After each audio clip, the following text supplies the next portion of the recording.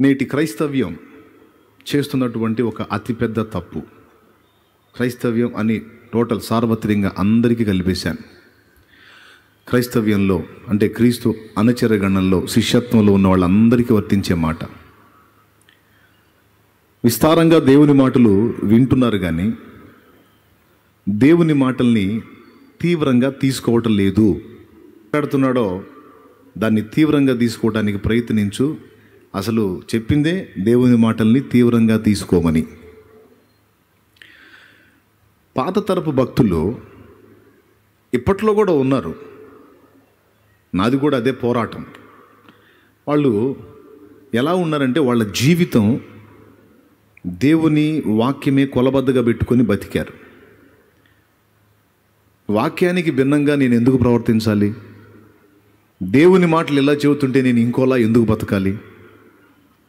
ఈ విషయంలో దేవుడు ఇలా ఉండమన్నాడు, నేను అలానే ఉంటా. ఈ సంగతి గురించి దేవుడు ఇలా చెప్పాడు కాబట్టి నేను అలానే ఉంటా. దానికి అచ్చైనా పొల్లైనా తప్పిపోకుండా దేవుని మాటల హద్దులు దాటకుండా జాగ్రత్తగా నేను బ్రతకాలి అనే ఒక నిశ్చయత నాటి భక్తుల్లో మనం గుర్తించగలం. మనకి యేసు ప్రభు తర్వాత నేను క్రీస్తును పోలి నడుచుకొనుచున్న ప్రకారం మీరు నన్ను పోలి నడుచుకొనుడి అని చెప్పింది పౌలు, అపోస్తలుడైన పౌలు మహనీయుడు. ఆయన మాట్లాడేటప్పుడు ఏది పలికినా, యూదులతో మాట్లాడినా, సహోదరులతో మాట్లాడినా, ఎక్కడ మాట్లాడినా లేఖనం ఏమి చెప్పుచున్నది అనే పదం వాడేవాడు. ఒకసారి ప్రధాన యాజకుని ఎదుట ఆయన ఉన్నప్పుడు పౌలు గారు, ఈ ప్రధాన యాజకుడు పౌలు గారి మాటలు విని అతని చెంప మీద కొట్టండి అంటాడు. చెంప మీద కొట్టండి అంటే వెంటనే పౌలు మహనీయుడు అంటాడు, సున్నము కొట్టిన గోడ దేవుడు నిన్ను కొట్టును అంటాడు. వెంటనే అక్కడ ఉన్నోళ్ళు, ప్రధాన యాజకుని ఇంత మాట అంటావా నువ్వు అంటారు. ప్రధాన యాజకుని ఇంత మాట అంటావా నువ్వు అనగానే, సహోదరులారా అతడు ప్రధాన యాజకుడని నాకు తెలియలేదు.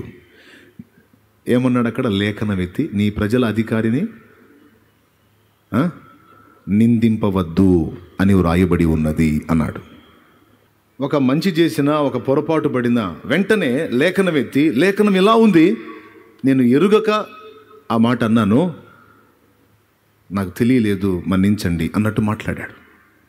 అంటే ఏ అడుగు వేసినా, ఏ క్రియ చేసినా లేఖనం దీనికి ఒప్పుకుంటుందా, లేఖనం దీన్ని సపోర్ట్ చేస్తుందా, లేఖనం దీన్ని ఒప్పుకోవట్లేదా, అట్లయితే నేను దాన్ని చేయకూడదు.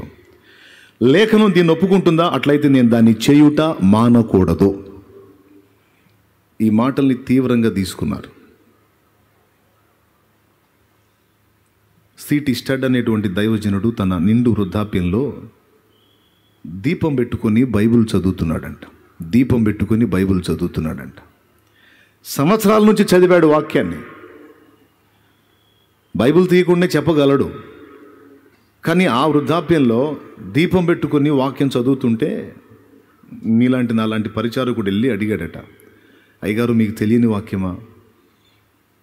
కళ్ళు అసలుకే ఇబ్బందికరమైన పరిస్థితుల్లో ఉండి ఇప్పుడు దీపం వెలుతురులో చదవకపోతే ఏం పోయింది, ఎంత ఒత్తిడికి గురవుతాయి కళ్ళు, ఇప్పుడు ఎందుకు చదువుతున్నారు? వాక్యం మీకు తెలుసు కదా, ఒకవేళ ఎవరికైనా చెప్పడానికి సిద్ధమవుతున్నారా అడిగాడు. అప్పుడు ఆయన ఏమన్నాడు తెలుసా? ఎదుటి వాళ్ళకి చెప్పటానికి కాదు నాయనా, దేవుని వాక్యాన్ని ఇప్పుడు నేను చదువుతున్నది, ఆయన వాక్యంలో నేను పాటించకుండా ఏవేవి మిస్ అయ్యానో వెతుక్కుంటున్నాను అన్నాడట. నేను ఏవేవి మిస్ అయ్యానో, ఏవి పాటించకుండా తప్పిపోయానో వాటన్నిటినీ పరిశీలన చేసుకుంటున్నానయ్యా. వాటి విషయంలో క్షమాపణ అడిగి దిద్దుకోవాలి కదా, అందుకే నేను దిద్దుబాటు చేసుకోవటానికి లేఖనాన్ని వెతుక్కుంటున్నాను అన్నాడట. ఎంత ఖచ్చితంగా ఉన్నాడో చూడండి. అందుకే ఆయన ఎక్కడోడో, ఆయన చేసిన సేవ ఎక్కడో పక్కన పెడితే లేఖనాన్ని ఎందుకు చదువుతున్నావు? వాళ్ళు చెప్తారు, దాన్ని అనుసరించి నేను బ్రతికానో లేదో చూసుకొని వెరిఫికేషన్ చేసుకోవటానికి నేను చదువుతున్నాను. ఆయన మాటల చొప్పునే నా జీవితం ఉందో లేదో చూసుకుంటున్నాను. ఒక మాట చెప్తానండి, ఆయన మాటల చొప్పున బ్రతకటానికి ఎవరైతే తప్పిస్తారో, ఆయన మాటల చొప్పున బ్రతకడానికి బ్రతికి ఆ మాటల్ని ఎవరు నెరవేరుస్తారో వారికి మిగిలిన లేఖనాలు కూడా నెరవేరుతాయి. మళ్ళీ చెప్తా, ఆయన లేఖనాలను అనుసరించి ఎవరు బ్రతకడానికి తప్పిస్తారో, బ్రతకడానికి పోరాడతారో, ప్రయత్నిస్తారో, బ్రతుకుతారో వారికి మిగిలిన లేఖనాలు కూడా నెరవేరుతాయి. మిగిలిన లేఖనాలంటే అపోస్తలుడైన పౌలు చేతి వస్త్రం తగిలితే రోగాలు తగ్గిపోయినాయి. పేతురు నీడబడితే రోగులు బాగుపడ్డారు. వారు అడుగుపెట్టిన స్థలం ఆశీర్వాదకరమైంది. వారి ఉమ్మి శక్తివంతమైంది, వారి కాలి దుమ్మి శక్తివంతమైంది. తెలుసా మీకు? వారు పలికిన వాక్కు అక్షరాల నెరవేరింది. పౌలే దీనికి మనకు అద్భుతమైన ఉదాహరణ. సెర్గి పౌలు అనే వాడికి ఒకసారి వాక్యం చెప్తుంటే ఎలుమా అనే గారడివాడు పౌలు అతనికి సువార్త చెప్తుంటే చెడగొడుతుంటాడు. చూస్తాడు, పద్ధతి కాదు, నేను అతనితో మాట్లాడుతుంటే నువ్వెందుకు అడ్డొస్తున్నావు, పాపం చెప్పు ఉండొచ్చు. వాడు మళ్ళా అడ్డొస్తున్నాడు. ఏంటండి వాళ్ళు చెప్పేది నువ్వు వినటం? వినమాకండి, మోసపు మాటలు, మాయ మాటలు, అబద్ధపు మాటలు ఎలా చెప్తారు, మీకు ఏది కావాలో చెప్పండి, నేను చేస్తా కదా అని ఈ ఎలుమా అనే గారడివాడు సెర్గి పౌలు అనేవాడిని పౌలు చెప్తున్న మాటలు వినకుండా చెడగొడుతుంటే చూసి చూసి విసుగు చెంది వాని వైపు తిరిగి ఏమన్నాడండి? ఏమన్నాడు? ఒక్కసారి చదువు తల్లి. అపోస్తలుల కార్యాలు 13వ అధ్యాయము చదువు. అపోస్తలుల కార్యములు 13వ అధ్యాయము 10వ వచనం. 13:10. అతన్ని తేరి చూచి సమస్త కపటముతోను సమస్త దుర్మార్గముతోను నిండినవాడా అపవాది కుమారుడా సమస్త నీతికి విరోధి నీవు ప్రభు యొక్క తిన్నని మార్గములు చెడగొట్టుట నీవు మానవా. ఇదిగో ప్రభు తన చెయ్యి నీ మీద ఎత్తి ఉన్నాడు. నీవు కొంతకాలము గ్రుడ్డివాడవై సూర్యుని చూడకుందువని చెప్పెను. వెంటనే మబ్బును చీకటియు అతని కమ్మెను గనుక అతడు తిరుగుచు ఎవరైనను చెయ్యి పట్టుకొని నడిపింతురా అని వెతుకుచుండెను. అది ఎంత టైం తీసుకుందో చూడండి మీరు. వెంటనే మళ్ళీ వచ్చే వారం నుంచి గుడ్డోడు గాల, అతను మరుసటి రోజు నుంచి గుడ్డోడు గాల. ఏరా నీకేం పిచ్చిగుందా? పిచ్చిగుందా? పో, గుడ్డోడు అయిపోతావు పో, కొద్ది కాలం నీ కళ్ళు కనపడవు అంటే తడవలాటం మొదలుపెట్టాడు. కనపట్టలా. అరే ఆ పెదవుల గుండా అట్లా వాక్కు బయలు వెళితే తక్షణమే అక్కడ రిజల్ట్ వచ్చేసింది. వారు ఆశీర్వదించినా అది తీవ్రంగానే పనిచేసింది. వారు శపించిన ఆ శాపం కూడా అంత డేంజర్గా పనిచేసింది తక్షణమే. ఎలీషాని మీరు చూడగలిగితే అప్పుడే ఫ్రెష్గా అభిషేకం పొందుకొని వస్తున్నాడు గురువుగారిని సాగనంపి. ఆ వచ్చే మార్గంలో పిల్లలు ఆయన్ని పరిహాసం చేయటం మొదలుపెట్టారు. బోడివాడా ఎక్కిపో, మీ గురువుగారు ఎక్కిపోయాడుగా, నువ్వు కూడా ఎక్కిపో, నువ్వు కూడా వెళ్ళిపో పైకి. బోడివాడా ఎక్కిపో, బోడివాడా ఎక్కువ. ఎవరిని?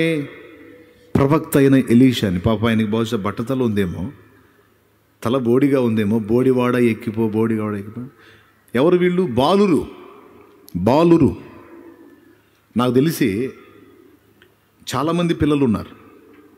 4 పిల్లలు మన చుట్టుముట్టి గొడవ చేస్తే చిరాకు పుట్టిద్ది మనకి. ఏందిరా మీ గోలంటాం. 2 అల్లరి చేస్తే తట్టుకోలేం. కానీ ఎలీషా శాపం పెట్టిన తర్వాత ఎలుగుబంట్లు వచ్చి 42 ఎఫెక్ట్ చేసినాయి అని ఉంది. అంటే ఎంతమంది గుంపు ఆయన్ని ఇబ్బంది పెట్టారో ఒకసారి ఊహించండి. ఎంతమంది గుంపు ఇబ్బంది పెడితే ఆయన ఆ మాట పలికిన తర్వాత ఎలుగుబంట్ల చేత 42 మంది దెబ్బతిన్నారు. ఊహించండి.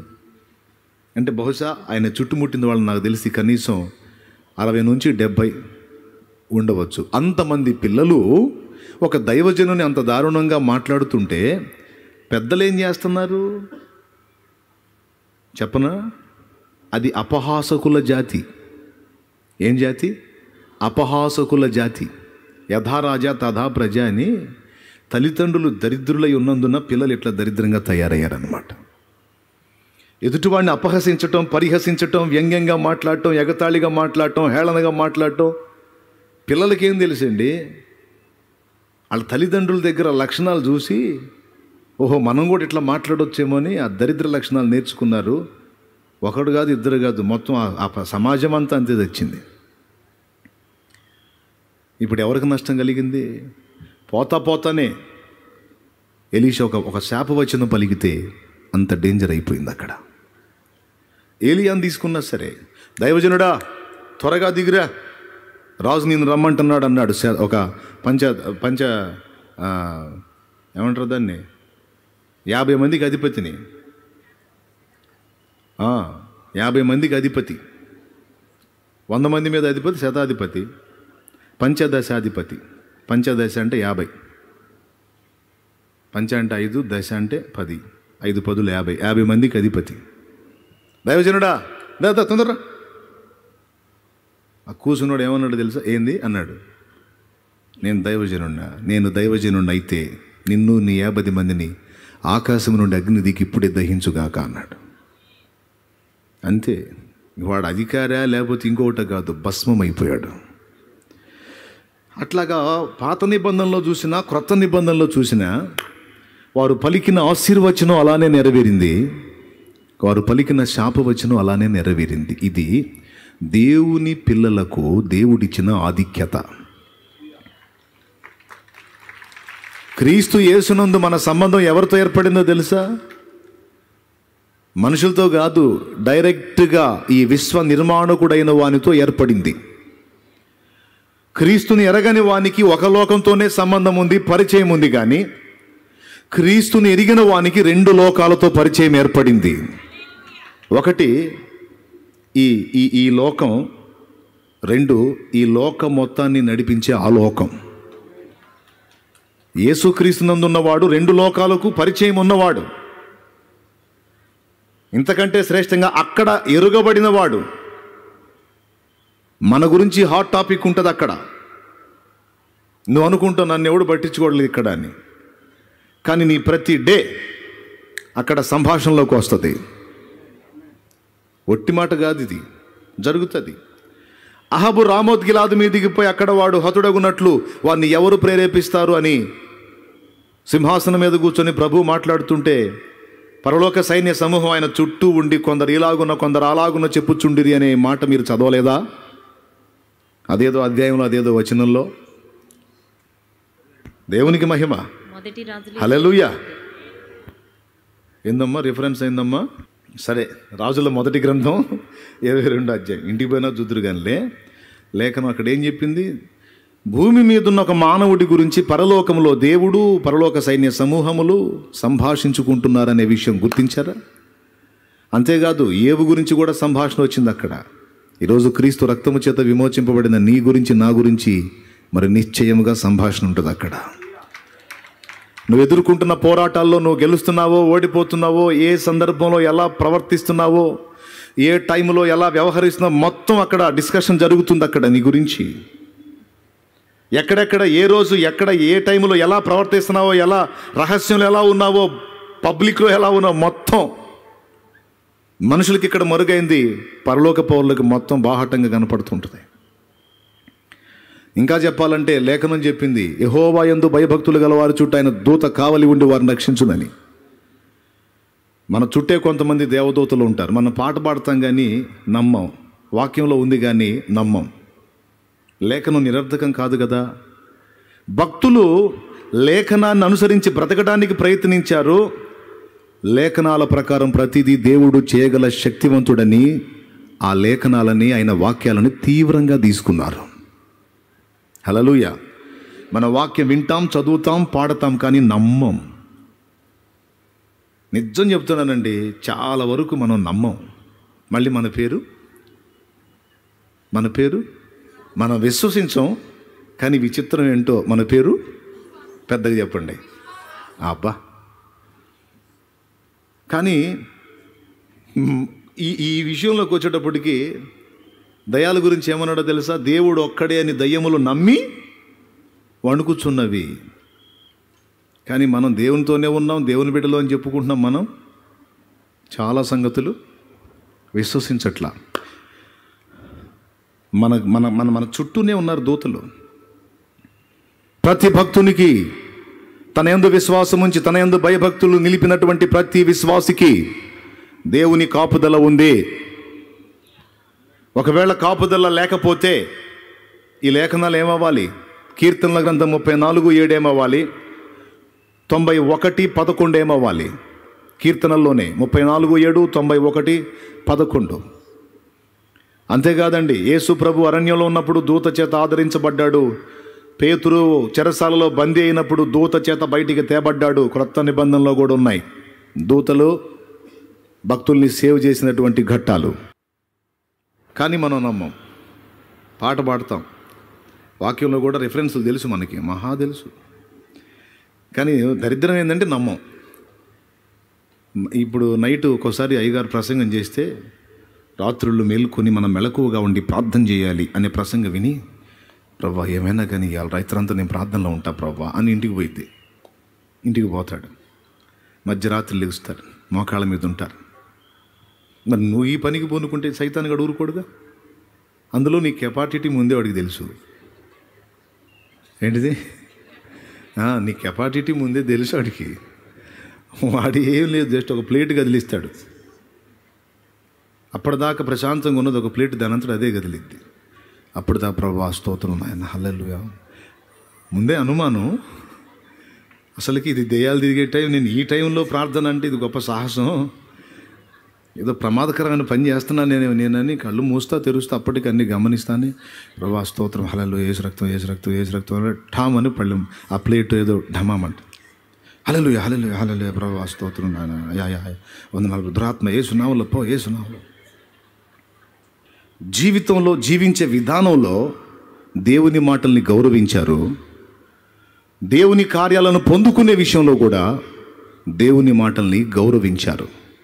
దేవుని మాటల్ని తీవ్రంగా తీసుకున్నారు, సీరియస్గా.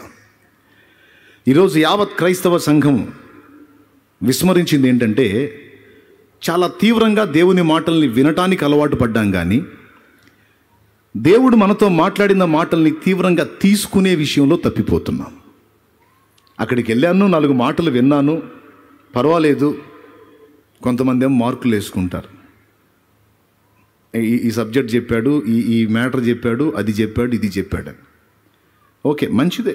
నీకున్న అవగాహనలో ఏదో టాపిక్ దొరికింది, సంతోషం. నేను చెప్పేది ఏంటంటే, ఏ సబ్జెక్ట్ చెప్పాడు, ఎలా తీసుకొచ్చాడు, ఎలా మొదలుపెట్టాడు, ఎలా ముగించాడు, ఇది తర్వాత. అసలు అందులో నుంచి దేవుడు నాతో ఏం మాట్లాడుతున్నాడు, అసలు వినబడుతున్న దానిలో నుండి దేవుడు నాతో ఏం మాట్లాడుతున్నాడు, ఏది దిద్దుకోమన్నాడు, ఏది చేయమన్నాడు, ఏది చేయొద్దన్నాడు, ఏది పాటించమన్నాడు, ఏది పాటించొద్దన్నాడు, ఏం చెప్తున్నాడు నాకు దేవుడు, నేను ఏది మిస్ అవుతున్నాను అనే ముఖ్యమైన పాయింట్ను వదిలేశారు. కొంతమంది ఒకవేళ కలిగి ఉంటే ఉండొచ్చు, సంతోషం. కానీ 3 భాగాలు వదిలేశారు. దినములు చెడ్డవి గనక సమయమును పోనీయక సద్వినియోగం చేసుకొనుచు అజ్ఞానుల వలె కాక జ్ఞానులుగా ఉండినట్లు జాగ్రత్తగా చూచుకునుడని ఎఫెసీ పత్రిక 5వ అధ్యాయము 15 నుంచి 17 వచనాలు చాలా స్పష్టంగా ఉంది. ఈ మాటని ఎంతమంది తీవ్రంగా తీసుకున్నారు? ఎంతమంది దినములు చెడ్డవి గనక సమయాన్ని పోనీయకూడదు, సద్వినియోగం చేసుకొని దైవ చిత్తం తెలుసుకొని ఆ చిత్తాన్ని నెరవేరుద్దామని కంకణం కట్టుకున్నారు? యథార్థం, అబద్ధాలు ఆడకుండా చెప్పండి. మీ అవసరమైన పనులు తప్ప ఇక ఎక్కడ కూడా టైం వేస్ట్ చేయట్లేదా? మనలో మనమాట. ఆ లేఖనం మనకు తెలియదా? ఎఫెసీ పత్రిక 5:15-17 మనకు తెలియదా? ప్రకటన గ్రంథంలో సాతానును గూర్చిన లేఖనం ఎక్కడ? ప్రకటన 12లో అపవాది తనకు సమయము కొంచెమే ఉన్నదని ఎరిగి రౌద్రము గలవాడై వస్తున్నాడు భూమి మీదకి, వాడి టైం వాడికి తెలుసు అన్న సంగతి లేఖనం ఉందని మనకు తెలుసు. లూకా సువార్త 8వ అధ్యాయము 26 నుంచి చదివితే, మత్తయి సువార్త 8వ అధ్యాయం 28 నుంచి చదివితే, అక్కడ దురాత్మలు ప్రభువుని ఎదుర్కొని కాలము రాకమునుపే మమ్మను నశింపజేయవచ్చితివా అని వాటి టైమును గురించి అవి బాగా ఎరుగున్నాయన్న సంగతి మనకు తెలుసు. అంటే దయ్యాలకు తెలుసు కాల విలువ. అన్య జనుల్ని కానీ మీరు గమనిస్తే ఈరోజు చేయాల్సిన పని రేపటికి వాయిదా వేయొద్దు అన్నాడు ఒక మేధావి. ఈరోజు చేయాల్సిన పని రేపటికి వాయిదా వేయొద్దు అంటే ఏ రోజు చేయాల్సింది ఆ రోజు కంప్లీట్ చేసేయి అని. అన్య జనులకు తెలిసింది టైం విలువ, దయ్యాలకు తెలుసు కాల విలువ. అంతకంటే శ్రేష్టంగా లేఖనాలు ఎరిగిన మనకి ఇంకా తెలుసు. కానీ కాల విలువలు ఎరిగి వారు జాగ్రత్త పడుతున్నారు. కానీ క్రీస్తు బిడ్డగా, దేవుని బిడ్డగా ఉన్న నువ్వు నేను ఈ కాల విలువని పట్టించుకోవటం లేదు. నిజమా కాదా? చెప్పు గట్టిగా. హల్లెలూయా కాదు, నిజమా కాదా చెప్పమంటున్నా. నిజమైతే నిజమే అని ఒప్పుకో. నిజమే. బాగా వినండి, అలవాటే కదా, పక్కకు బాగా వదిలేయండి. చూద్దాం చూద్దాం చూద్దాం. కనీసం ఇక నుంచైనా ఈ విషయాల్ని తీవ్రంగా తీసుకుంటే ఎంత బాగుండు. అయ్యో ఇశ్రాయేలు, నీవు నా మాట వినినా నీకెంత మేలు. ఆహా, నీ వాక్యమును వారు విని దాన్ని అనుసరించి నడుచుకుంటే వారు తూలి తొట్టిలుటకు ఇక కారణమే లేదు, వారు చక్కగా నిలిచి సాగిపోతారన్నాడే 119 కీర్తనలో. ఆ మాటని తీవ్రంగా తీసుకోరే. ఇది దేవుడు అడుగుతున్న ప్రశ్న. మళ్ళా నరకం ఉంది అని ఎంతమంది నమ్ముతున్నారు? నరకం ఉంది అని ఎంతమంది నమ్ముతున్నారు?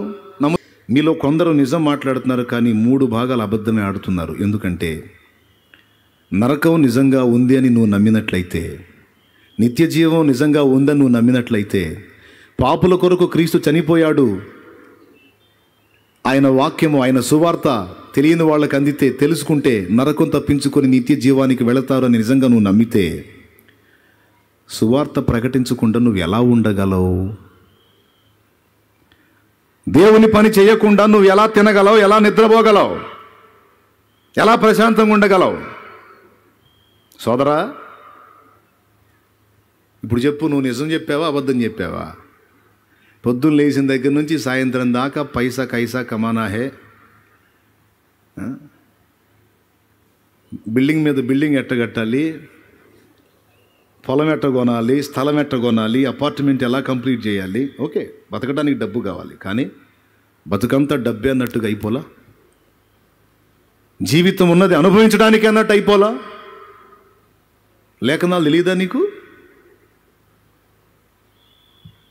నమ్మి బాప్తిస్మం పొందువాడు రక్షింపబడును, నమ్మని వానికి శిక్ష విధింపబడును అన్న వాక్యం ఎంతమంది నమ్ముతున్నారండి?